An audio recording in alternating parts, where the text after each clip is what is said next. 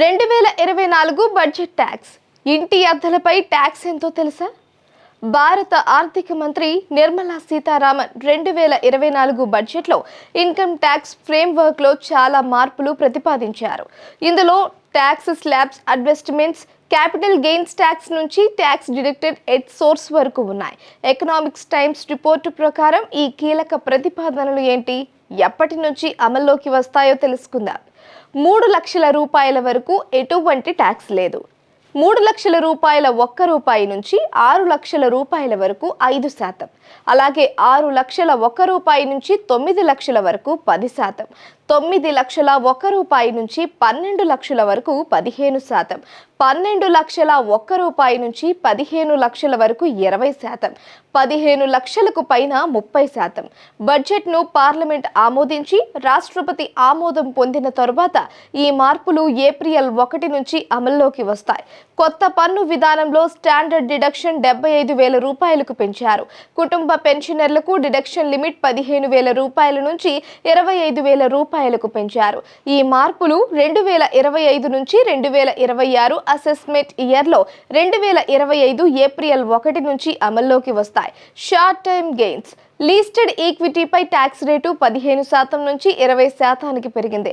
Long term gains listed ఈక్విటీకి 2.5% పెంచారు. ఇతర అసెట్స్ పై 7.5% తగ్గించారు.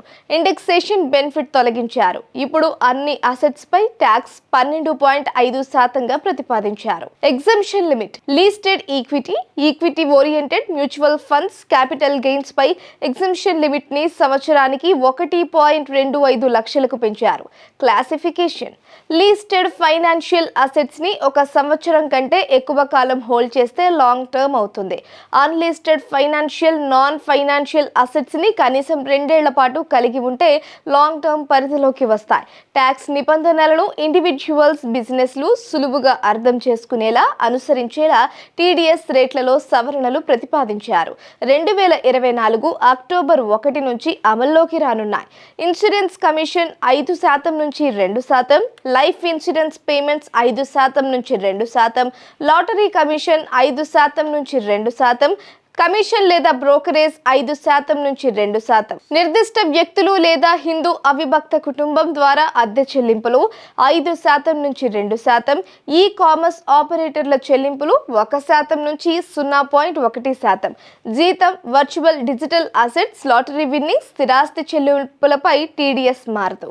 Minor TCS. మైనర్ ఇన్కమ్ పై జాయింట్ కస్టడీ ఉంటే తల్లిదండ్రులు మైనర్ టీసీఎస్ క్రెడిట్స్ అడ్జస్ట్ చేయవచ్చు. ఈ మార్పు 2025 జనవరి 1 నుంచి అమల్లోకి వస్తుంది.